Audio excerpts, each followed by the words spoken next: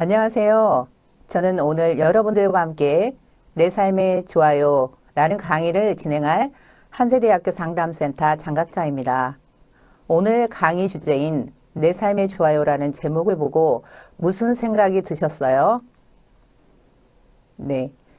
어떤 내용을 다루게 될지 혹시 떠오르는 생각이 있으신가요? 오늘 강의 주제인 내 삶의 좋아요라는 제목을 선정하게 된 경위는 이렇습니다. 여러분이 즐겨 사용하시는 SNS 프로그램에 보면 다른 사람의 글이나 사진에 좋아요라는 반응을 할 수 있도록 프로그램이 되어 있습니다. 여러분들도 다른 사람의 일상사 또는 생각과 경험을 다룬 글이나 사진을 보고 좋아요라는 버튼을 누르시죠. 그런데 자신의 삶에 대해서는 좋아요라는 버튼을 누를 수 없습니다. 오늘만이라도 내 삶에 좋아요라는 버튼을 눌러보자는 의미에서 제작된 프로그램입니다. 그럼 우리의 삶은 어떨까요? 정말로 좋아요를 누를 수 있을까요? 2015년 뉴스 시간에 방영된 내용입니다. 요즘 웰빙이라는 말을 자주 사용하시죠? 웰빙을 지수화하여 순위를 매겨보았는데 우리나라가 전체 145개국에서 117위를 했다고 합니다. 우리나라의 삶의 만족도가 형편없다는 수치로 보입니다. 정말 우리 국민의 삶의 만족도가 이만큼 낮을까요? 이는 주관적 관점이 표현된 것으로 보입니다. 즉, 우리 국민은 좀 더 행복한 삶을 원하는데 현실은 그렇지 못한다는 것으로 볼 수 있습니다.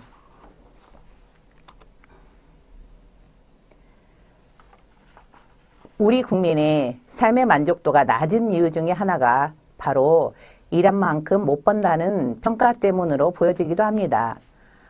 한국이 OECD 국가 중 최하위권이라는 발표가 있었습니다. 매일 야근에 주말에 나와서 일을 해야 하는 경우도 있고요. 때로는 투잡을 뛰어야 하는 사람도 있는데 모두의 수입이 적기 때문이라는 것이죠. 더욱이 일자리를 포기한 청년 비중이 OECD 국가 중 3위에 해당한다는 기사도 있습니다. 좋은 일자리를 얻지 못하니 아예 포기하는 것은 아닐까요? 우리 사회에 헬조선이라는 말이 통용되고 있습니다. 많은 젊은이들이 자신들이 처한 현실을 빗대어 헬조선이라고 지칭하는 것이 그렇습니다. 실제 통계로 보면 대학생과 직장인의 90%가 헬조선에 동의한다고 합니다. 그러면 왜 많은 젊은이들이 우리가 살고 있는 이 땅을 헬조선이라고 생각하는 것일까요? 특히 대학생들이 이 단어에 공감한다는 이유는 무엇일까요?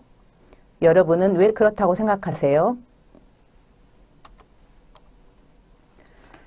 대학 입학 전 고등학생들은 여러 가지로 힘든 상황에 처해 있습니다.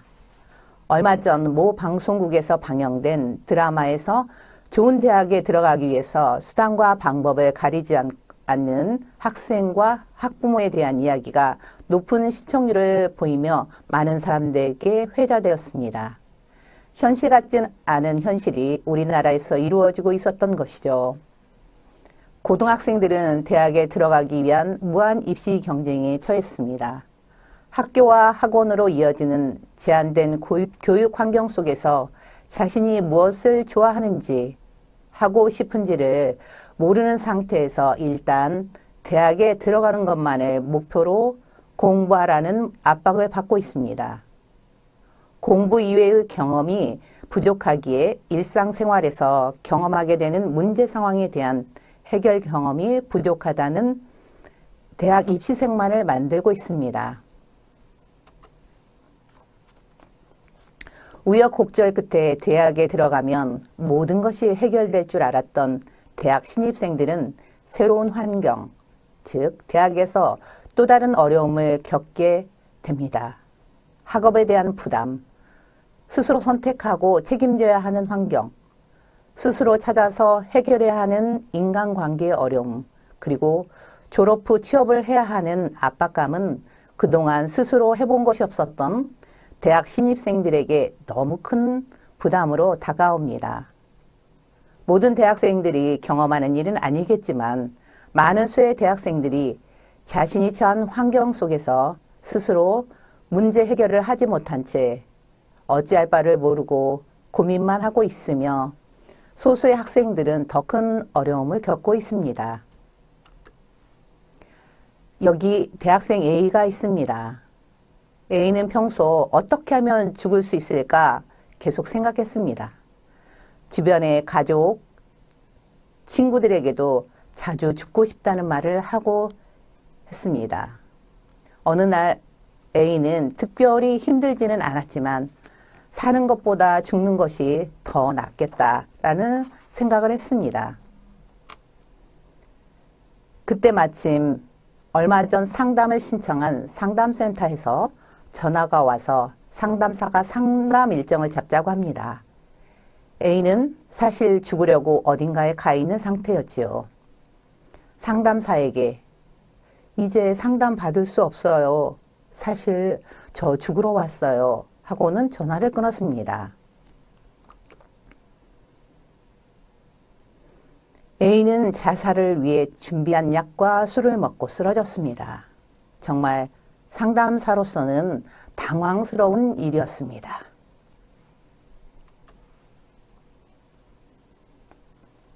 A는 어떻게 되었을까요? 여러분 너무 걱정되시죠? 주변에 어려움을 조금씩 알렸지만 충분히 도움을 받지 못하고 본인 스스로 나쁜 결정을 해버렸습니다. A의 이야기를 조금 있다가 다시 알아보도록 하겠습니다.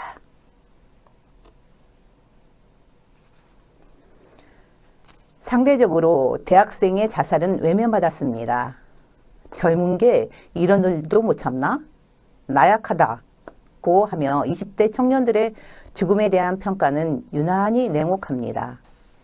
20대의 경우 대인관계, 취업 스트레스로 인한 정신과적 질병 문제가 큰 것으로 나타나고 있습니다. 매주 21.3명이 스스로 목숨을 끊는다고 합니다.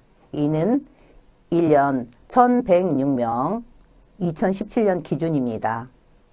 초, 중, 고등학생의 4배가 넘는 수치입니다. 언론에 나타난 20대 우울증 환자의 증가율은 점점 높아지고 있다고 합니다. 2012년과 비교하면 2016년에는 22.2%가 더 늘어났다고 합니다. 20대에 속하는 대학생 B의 생활을 보면 일상의 어려움이 참 크게 다가옵니다. 성적, 취업, 월세 등의 걱정으로 잠이 잘 안 오고 이러한 두려움을 잊기 위해 밤늦게 게임을 하다가 잠을 자게 됩니다. 그러니 당연히 수면 부족으로 다음날 수업에 집중이 어렵습니다. 또 친구들과의 관계에도 어려움을 느끼게 됩니다. 그러면서 스스로는 이렇게 살아서 뭐하나 라는 생각을 자주 한다고 합니다. 여러분은 어떠세요? 여러 가지 걱정들이 불규칙한 생활로 이어지지는 않나요? 2018년에는 전국의 대학생을 대상으로 한 연구에서 대학생 10명 중 1명이 자살 위험군이라고 합니다. 대학생의 정신건강이 매우 심각한 수준이라고 합니다.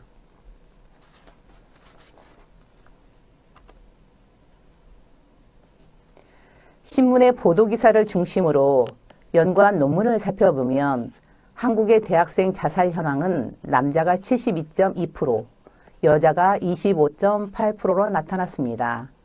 남자 대학생이 훨씬 높은 비율로 나타나고 있습니다.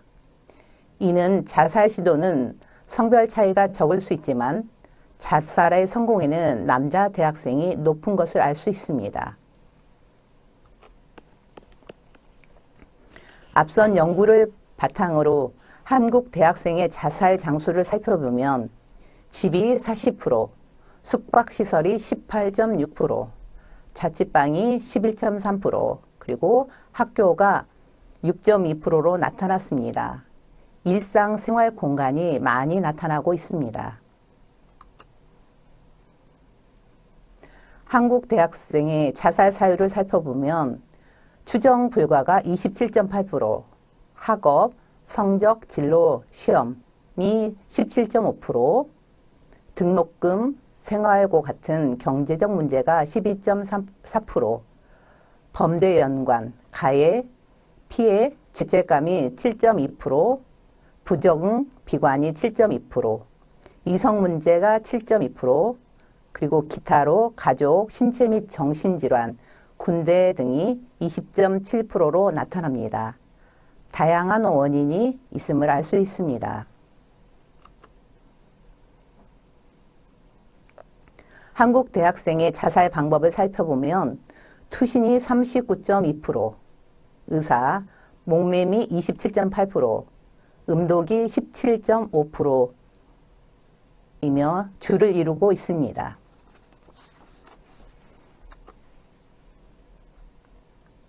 여러분, 자살은 정말 끝일까요?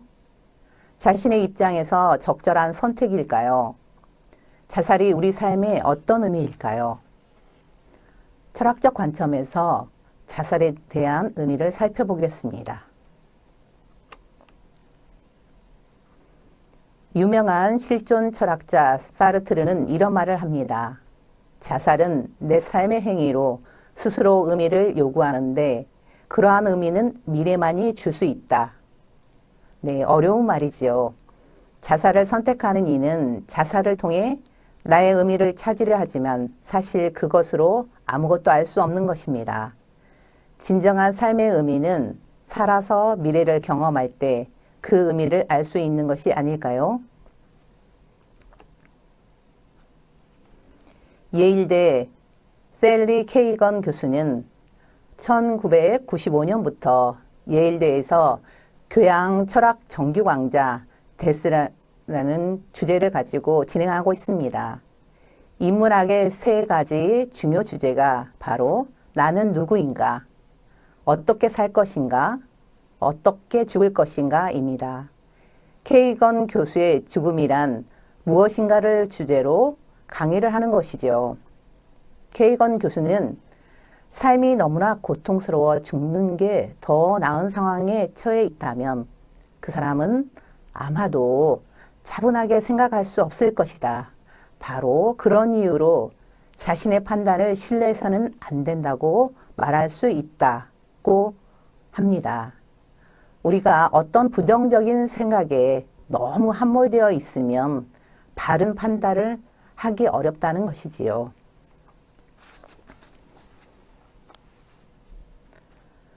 소갈 림포체가 쓴 죽음으로부터 배우는 삶의 지혜라는 책에는 이런 내용이 나옵니다.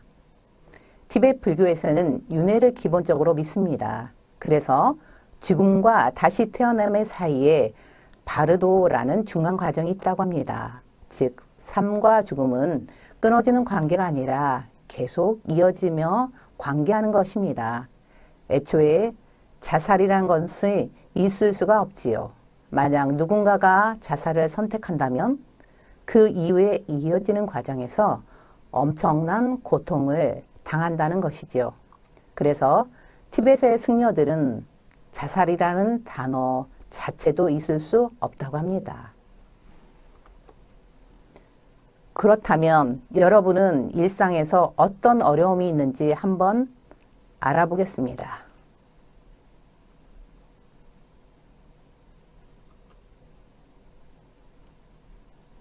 네, 1번에서 10번까지가 있습니다. 여러분 한번 보시고 나의 점수는 어떻게 될까요?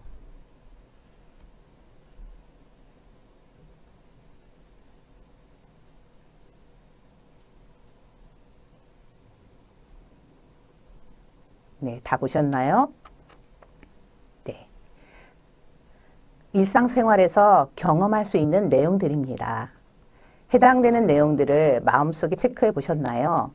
여러분은 몇 문항에 해당이 된다고 응답하셨나요? 응답하면서 알 수 있었지만 사실 한 문항이라도 체크를 하시면 위험하다고 할 수 있습니다. 놀라셨지요?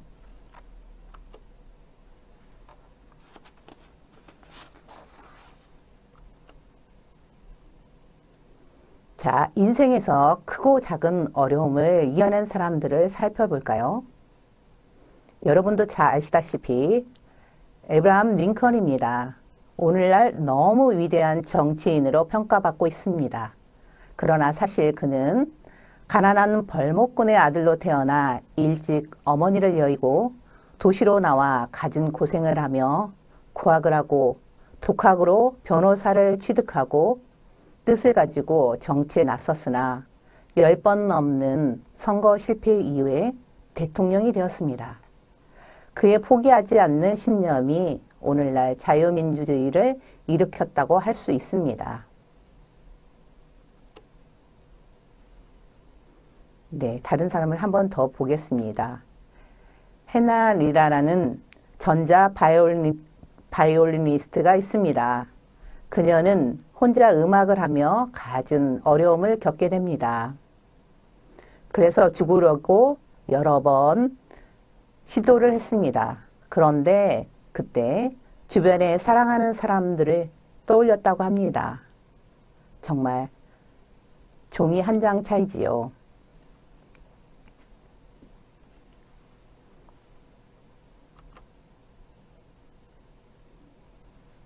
네. 그리고 여러분들이 또 잘 알고 계시는 최연석 셰프입니다. 최연석 셰프도 심각한 우울증을 앓았다고 합니다. 네, 불면증에도 시달렸고 그래서 아파트 창문을 내다보며 나쁜 생각도 많이 했다고 합니다. 그렇지만 나태해질 때마다 아버지의 조리사 자격증을 꺼내보며 다시 마음을 다졌다고 합니다.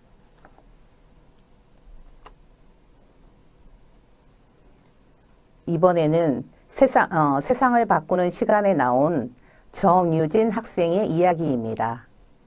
정유진 학생은 학교에서 왕따 경험으로 힘들어하다가 자살을 시도했습니다. 척추 등이 많이 다쳤지만 다행히 다시 건강해졌습니다.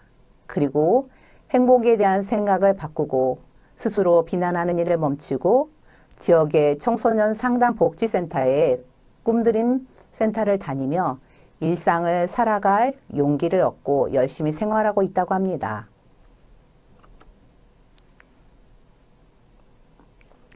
네, 그러면 A의 다음 이야기는 어떻게 되었을까요? 상담사의 상담 예약 전화에 자살을 하러 왔다고 하며 연락이 끊겼었습니다. 네, 봅시다. 이때 상담사들은 자살의 위험성을 심각하게 생각하고 바로 경찰서에 연락을 했습니다. 상담을 시작할 때 자살 위험성이 있는 내담자에게는 자살 방지 서약서를 쓰게 합니다.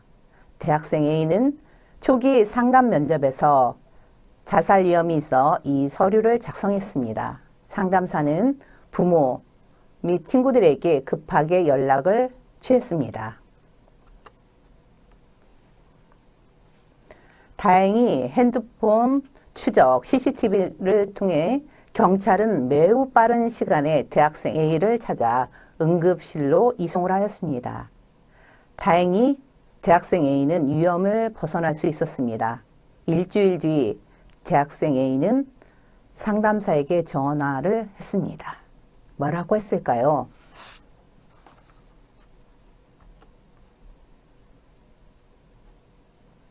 A는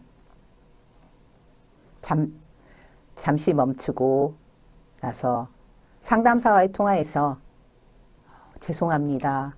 그리고 감사합니다. 라고 했습니다. A의 말이 어떻게 들리십니까? A는 상담사와 통화하며 어떤 마음이 들었을까요?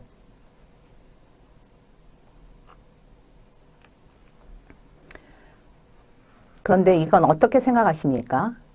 사실 우리는 모두 태어나 걸음마를 배울 때 이미 수없이 넘어지고 넘어지는 과정을 겪습니다. 걸음마뿐만이 아니겠죠.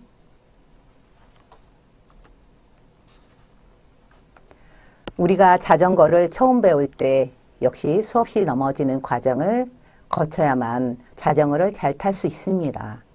이것은 우리가 삶에서 무언가를 배우려면 결국 수없이 넘어지는 것과 같은 실패를 경험해야 가능하다는 것입니다. 그렇다면 많은 사람들은 다양한 시련을 어떻게 이겨내면서 생활하고 있을까요? 오늘 우리는 대학생들이 여러 삶의 어려움 속에서 어떤 마음으로 힘을 냈던 것이 도움이 되었는지 그 대표적 유형 5가지를 살펴보려고 합니다. 먼저 자존감을 중시하는 것으로 어려움을 이겨낸 사람들 유형입니다. 자존감 중시형의 사람들은 큰 욕구는 사람들 사이에서 중요한 사람으로 인정받고 싶고 누군가에게 도움이 되거나 필요한 사람으로 성장하고 싶다는 욕구를 가진 사람들을 말합니다. 이런 학생들이 있다면 위기의 순간에 타인의 인정을 획득하는 방법을 익혀 자신의 자신감과 존재감을 충족시키도록 하는 것이 중요하다고 할 수 있습니다. 두 번째, 미래 실현 중시형입니다. 미래 실현을 중시하는 것으로 어려움을 이겨낸 사람들 유형입니다. 이 유형의 학생들의 큰 욕구는 내가 바라고 원하는 모습의 미래가 있고 그 미래를 즐기고 싶어하는 것입니다.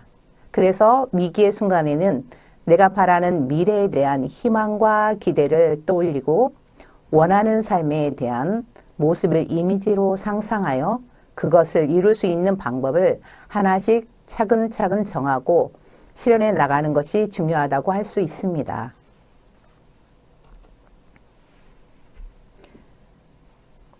세 번째는 적극적으로 대처하는 것을 중요하게 보는 유형입니다.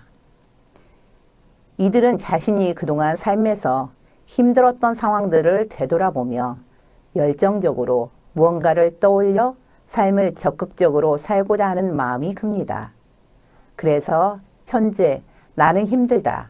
지금은 도움이 필요하다는 사실을 먼저 인정하는 것에서 삶의 극복은 시작됩니다. 더 나아가 이 유형의 사람들은 앞으로 어떻게 하면 생각이나 행동을 전환할 수 있을지를 생각하며 이를 구체화하는 것이 중요합니다. 네 번째, 관계 중심형입니다. 네 번째는 관계 경험을 중시하는 것으로 어려움을 이겨낸 사람들의 유형입니다. 이 유형의 사람들의 큰 욕구는 주변 사람과 사랑을 나누며 잘 지내고 싶은 건데요. 그렇기 때문에 주변의 가족, 친구, 사랑하는 사람들을 떠올리며 그들을 생각하면 내가 죽음을 생각하거나 고통 속에 그대로 있기만 하면 안 된다고 힘을 내려고 합니다. 이 유형의 사람들은 자신을 둘러싼 주변 사람들과 긍정적 관계를 경험하는 것을 중요하게 생각하기 때문에 힘이 들 때는 주변 사람들에게 지지와 위로를 받으며 어려운 상황을 이겨내고자 하면 큰 힘이 될 것입니다. 마지막 5번째는 삶의 경험 중시형으로 자신의 삶의 경험을 중시하는 것으로 어려움을 이겨낸 사람들의 유형입니다. 이들은 살아있다면 무언가를 할 수 있을 것이고 지금 의미 없어 보이는 일들이 나중에는 내 삶에 의미가 될 것이라 믿으며 그동안 힘들었던 상황을 어떻게 극복해 왔는지를 살펴봅니다. 그래서 어려움이 있다면 그 속에서 현재의 어려움을 이겨낼 수 있는 희망적인 관점을 떠올려 새로운 의미를 부여하며 어려움을 극복해내려는 자세가 중요합니다. 자, 들리시나요? 마음속으로 나는 힘든 일이 있을 때 어떻게 대처하고 있었지? 하고 떠오르는 유형이 있으신가요? 어쩌면 여기에 나오는 5가지 유형 모두를 적절히 사용하고 있을 수도 있겠죠. 혹은 내 주변에 누군가가 앞에 5가지 유형 중 하나의 방법으로 여러분에게 도움을 요청하고 있을지 모르겠습니다.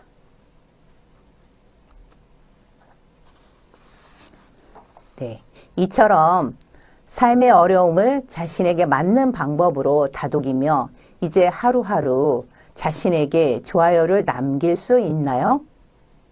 자, 처음 나에게 좋아요 1개를 누르는 것에서 시작을 했다면 하루에 한 번, 1개의 좋아요가 열흘이 되면 10개, 그다음에 석 달이 되면 90개, 그리고 1년이 되면 365개가 될 수 있을 것입니다. 그렇다면 내 삶의 좋아요를 누를 수 있는 구체적인 방법에 대해서 오늘 이 시간 함께 살펴보면 좋겠습니다. 먼저 간단하게 이름을 붙인다면 555 법칙입니다. 이 법칙은 두 손을 마주치는 짝짝짝 즐거운 박수치기를 의미하기도 하고 내가 즐길 수 있는 일을 손으로 셀 수 있을 정도로 최대한 많이 찾아본다는 의미를 가지기도 합니다. 내가 마음을 나눌 수 있는 사람이 딱 1명밖에 없다면 이야기를 나누고 싶은 순간을 항상 채울 수는 없을 것입니다. 우리가 완벽한 소울메이트, 절친을 찾자는 것은 아닙니다. 예를 들어 동아리에 가면 동아리 1명, 학과에서 1명, 이런 식으로 여러 그룹을 만들고 이러저러한 주제에 따라 5, 60%만이라도 이야기를 나누며 해소할 사람이 있다면 함께하면 좋습니다. 최근 한 기사에서는 인간의 친구 관계에 관련된 연구를 소개하더라고요. 그 연구에 따르면 우리는 대체로 25세 이후에 대인관계가 크게 변해 나이가 들면서 새로운 친구를 만드는 것이 가능하며 또 변할 수밖에 없다는 것을 설명해 주었습니다. 또 나에게 용기와 행복을 주는 노래를 듣거나 직접 음악 활동을 하는 것도 좋습니다. 나에게 감동을 주는 애창곡을 만드는 것도 한 방법입니다. 마지막으로 나에게 미소를 주는 일들을 만드는 겁니다. 좋아하는 음식을 먹으러 가거나 취미를 하거나 좋아하는 프로그램을 보거나 하는 것이지요. 얼마 전 죽고 싶지만 떡볶이는 먹고 싶어 라는 책이 대유행을 했습니다. 우리 자신도 오늘 일을 망쳤지만 삼겹살은 먹고 싶다 라고 생각해 봅시다. 네, 555 법칙이 어떠셨나요? 여기에 더해 지치고 힘든 일이 있을 때 일상에서 할 수 있는 소소한 대처에 대해 한번 연습해 봅시다. 이것은 SIT 법칙이라고 이름을 붙여보겠습니다. 여기서 SIT이란 일단 차분히 앉는 것에서부터 시작하기 때문입니다. 일단 차분히 앉아봅시다. 그리고 먼저 내가 떠올리면 안전하고 포근한 느낌을 주는 장소를 생각해 봅시다. 실제 그 장소에 가서 앉는 것도 방법이겠지요. 그런 장소가 없다면 하나를 만드는 것이 필요합니다. 어떤 긴장이나 위협이 없는 장소라면 더 좋겠습니다. 네. 그리고 오늘 하루 힘들었던 일이 사실은 내가 어떤 장면으로 이루어지기를 원했는지 이미지로 그려봅니다. 혹은 원하는 모습으로 살고 있는 내 모습도 떠올려 봅니다. 그리고 그 모습을 이루었다고 생각하고 행동을 해봅니다. 주변에서 내가 원하는 모습으로 살고 있는 사람을 본 적이 있나요? 만약 있다면 그 사람의 삶을 살아가는 방식대로 한번 행동해 보는 것입니다. 여기서 행동이라는 것은 만약 그렇다면 그 사람은 무슨 생각을 하고 있을까 등이 포함되는 것입니다. 영화 광해 왕이 된 남자 본 적 있으신가요?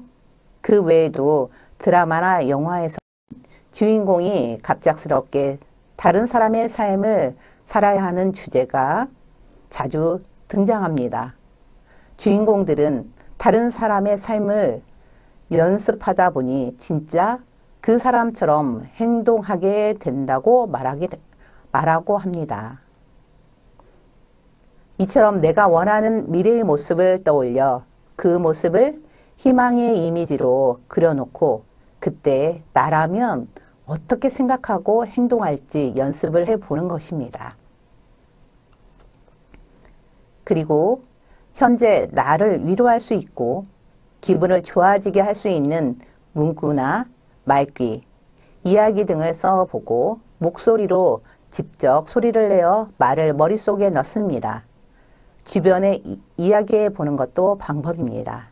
나는 이러이러한 말로 힘을 내려고 한다. 등 말입니다.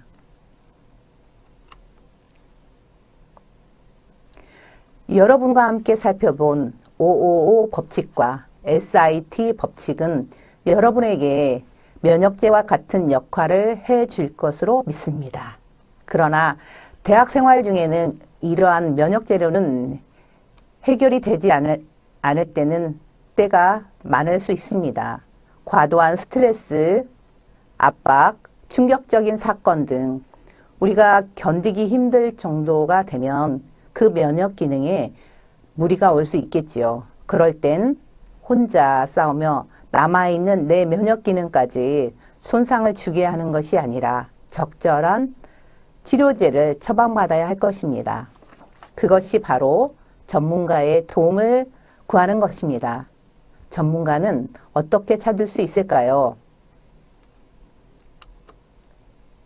네. 바로 심리상담 전문가를 찾는 것인데 이러한 전문가는 사실 우리 가장 가까이에 늘 있습니다.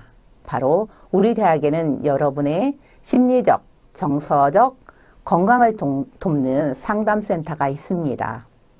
대학원관 1층에 위치해 있으며 군포시 정신건강복지센터와 MOU를 맺어 병원 치료가 필요한 친구들에게 치료비까지 지원이 되고 있으니 도움이 필요한 친구들은 상담센터 031-450-5056-5173 그리고 군포시 정신건강복지센터 031-461-1771번으로 전화 주시기 바랍니다.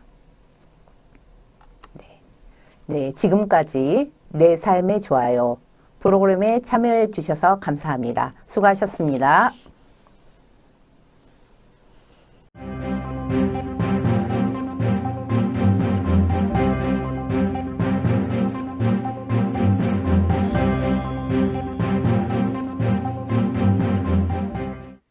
자랑스러운 한세대하고 여러분 안녕하십니까? IBC 뉴스의 최혜솔입니다. 지난 3월 동아리 엑스포와 발대식이 열렸습니다. 코로나19로 인해 두 행사 모두 비대면으로 진행됐는데요. 자세한 내용을 리포터 한재원이 알려드립니다. 지난 3월 8일부터 12일까지 동아리 엑스포가 열렸습니다. 동아리 연합회는 라이브온, 온앤오프, 포토온과 같은 콘텐츠를 기획했으며 줌을 통한 상품 추첨도 진행했습니다. 스트리밍에서는 영필름, 다이스, 원사진, DMZ 등 다양한 동아리가 참여해 소개하는 시간을 가졌습니다. 3월 16일에는 발대식이 개최됐으며 비대면 상황을 고려해 각 기관 및 학과, 언론사의 영상을 유튜브에 업로드했습니다. 유머러스한 편집과 패러디 등 자유로운 콘셉트를 통해 특색 있는 영상으로 학우들의 관심을 끌었습니다.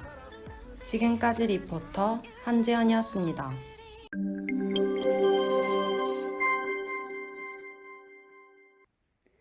지난해부터 교내시설이 제한적으로 운영됐습니다. 그중 변경된 도서관 이용 방법에 대해 리포터 정민지가 전해드립니다. 현재 사회적 거리두기 2단계에 따라 학생증이나 모바일 열람증을 통해 1층으로만 출입이 허용됩니다. 자료 열람실과 일반 열람실은 오전 9시부터 오후 5시까지 운영되며 원하는 도서를 최대 5권까지 열흘간 대여할 수 있습니다.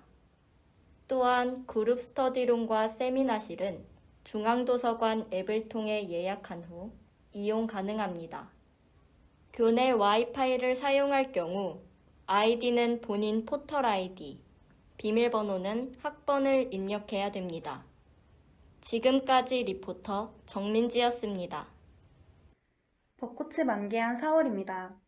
겨울의 추위를 견딘 봉우리가 꽃을 피우듯 하고 여러분의 노력이 결실을 맺는 한 학기가 되길 바랍니다. 감사합니다.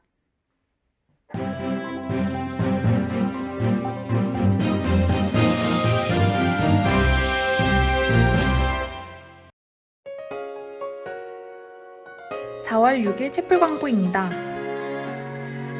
교수학습지원센터 공고입니다. 학생 참여 공모전 안내입니다. 내가 그린 그림 일기 공모전 안내입니다. 접수 기한은 3월 30일의 수요일까지이며 21학번 신입생만 참여 가능합니다. 슬기로운 대학생활 UCC 공모전 안내입니다.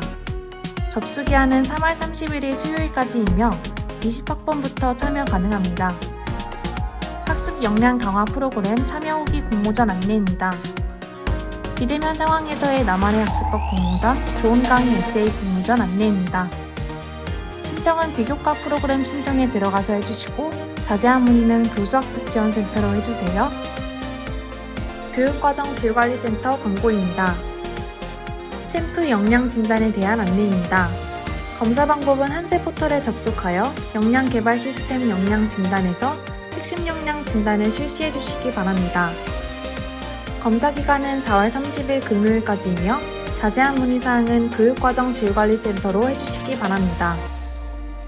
우리가 알거니와 하나님을 사랑하는 자, 곧 그의 뜻대로 부르심을 입은 자들에게는 모든 것이 합력하여 선을 이루느니라.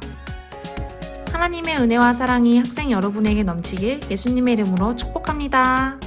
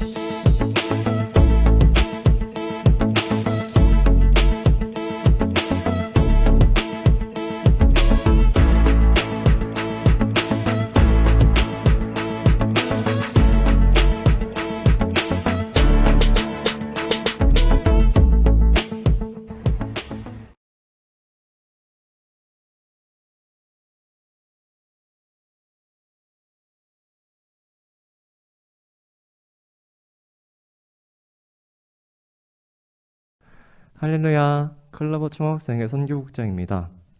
4월 6일 채플 광고 시작하겠습니다. 먼저 총학생회 설문조사 광고입니다.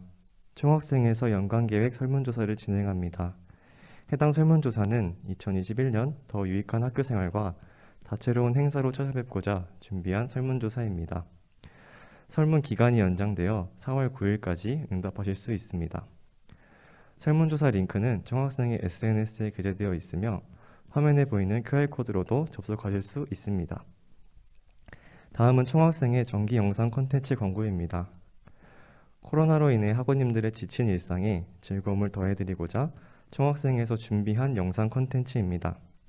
첫 번째 영상은 4월 1일에 업로드되었으며 앞으로 격주로 업로드될 예정입니다. 학우님들의 많은 관심과 시청 바랍니다. 마지막으로 콜라보 총학생회 주제 말씀을 읽고 마치도록 하겠습니다. 사랑하는 자여, 내 영혼이 잘됨 같이 내가 범사에 잘되고 강건하기를 내가 간구하노라. 요한 3서 1장 2절 말씀. 아멘. 날이 풀려서 따뜻한 날씨가 계속되고 있는데 이번 한 주도 봄 기운과 함께 즐거운 한 주 되시길 바랍니다.